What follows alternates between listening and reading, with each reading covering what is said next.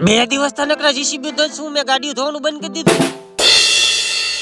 જય દ્વારકાધીશ ને જય શ્રી રામ. 165 દિવસ સાગાની સાથે સવારના વાગી ગયા 9:30 ને આવી ગયા સુરત દાદા માથે. પણ મને તો એવું લાગે છે કે આ ગાડી મને 2-15 નહીં થવા દે. મને લાગે દાદા 4-15 થઈ ગયા. જો કેરબા ભરે. હવે તમને અંદાજ ખબર હશે કે પેલું કામ તો આપણું આ હોય. અને અમાર વિક્રમભાઈ કરે ગાંડું સાહસ. જીરું ઉગે તો હોનાવાળા ન કરે, હોનું હોય એ વેસાઈ જાય. હવે ઘરે મમ્મી પપ્પા ને એમ છોકરો નિહાળ ગયો, પણ છોકરો તો અહીંયા દાંત સાફ કરાવે. પછી તો મને એમ થયું કે લાય લીંબુ મરચા બાંધો કે ધંધા નજર નો લાગી જાય. અને પછી તો પાણીનો ટાંકો જોવા આવ્યો, કાં તો અહીંયા ખાવા જ મળી ગયો મને. અને ફાઇનલી બોણીમાં તગાને ધોઈ જ નાખ્યો.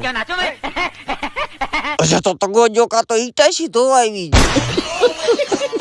એક બાજુ હું ગાડી ધોતો હતો ને એક બાજુ ગાજર ભાઈ અમારે ગાભો મારતા. ટાઈમ ટુ બે જા જમવા. ક્યાંય હખડા નો બે વાંદરા વની જ વાંદરા ગોતે જો.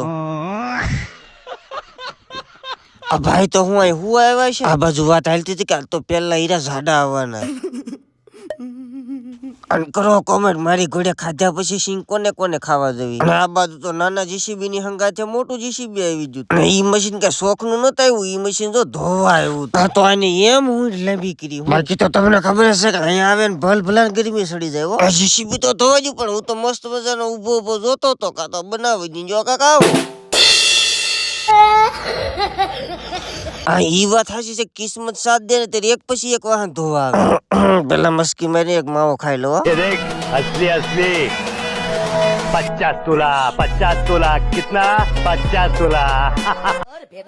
હાલો કોઈ ભાડા ની એમ વ્યા જાય. પછી તો હું 2 પગ વાળી ફોર્ચ્યુનર કાઢીને થઈ ગયો વાડી સાઈડ વાંધો વે. તો ફાઇનલી મિત્રો આજનો દિવસ પણ થઈ ગયો છે પૂરો. ફરી પાછા મળીશું નવી મોજ માંથી. લાઈક કરો, શેર કરો, અમારા પેજ ને ફોલો.